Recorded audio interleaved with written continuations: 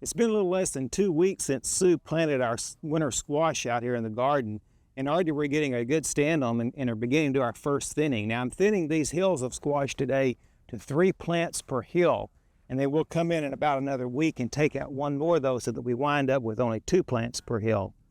You might notice that where we've planted our summer squash, it's really kind of rough here. This was our old corn patch, and we went ahead and tilled the corn stalks in and left it really kind of rough, which is really fine for these types of crops, because when you have some really large seeded crops and large growing crops such as, we don't need a really finely prepared seed bed. In fact, the old corn stalks are going to be good for us because they add some organic matter to the soil and help us retain some moisture during these high summer, low rainfall days. So our winter squash is really doing well. We'll keep a close watch on it though for insects, squash bugs, and cucumber beetles and other insects that might get on it coming up, because they're really at a vulnerable stage right now. Then another thing we want to plant in this area and take advantage of some of the space are a couple of rows of cowpeas, or southern peas, as you may be more familiar with them. Now that's a vegetable that not very many people in the northern part of the state grow in Oklahoma, but our southern gardening friends really enjoy it. Remember that it takes about 65 to 70 days for cowpeas to mature, so we need to get those in right away if we want some for the fall. I remember growing up as a boy down in McCurtain County, close to Idabel, and my dad planted a lot of southern peas in the late summertime. We had a really good fall crop of black-eyed peas and purple hull peas and cream crowders and those other types.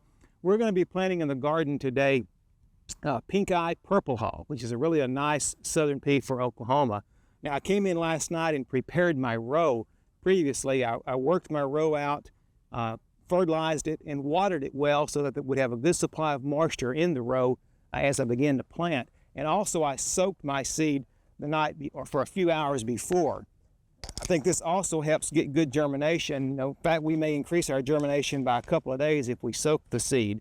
Now, with the pea, you don't want to soak it overnight or for a long period of time, because if you do, you're going to loosen that little pea and it will tend to split and you may lose some of the germination of your seed. But soaking it for a few hours just to absorb some moisture really can be helpful.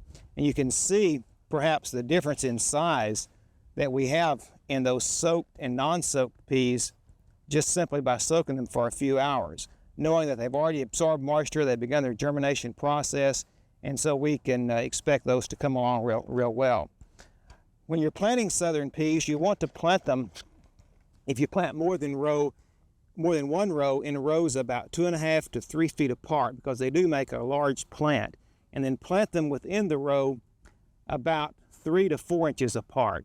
Now, what you might want to do, if you're not sure of exactly how good the seed is that you've got, because you may have held it over for a while, or you're not really sure that you're going to get a good stand, is come in and plant those a little bit thicker than you normally would, and then thin them later on to about 3 to 4 inches apart in the row. Once we have the peas planted, I think we'll find that as the soil temperatures, of course, are quite high now, and we have some long days, and if we water and keep this soil moist, you'll probably see these things emerging within just about 4 to 5 days. And once they do emerge, we're going to really get pretty fast growth on them. I like to cover the peas about 1.5 inches to 2 inches deep. This is going to give me adequate cover over the seed and be able to hold some of the moisture in there. But if we plant them too deep, of course, that just simply means they're going to be longer coming up. And certainly if we plant them deeper than about 3 or 4 inches, they may never emerge from the soil. As I mentioned, we're planting these in between the rows of our winter squash here because we do have quite a bit of space.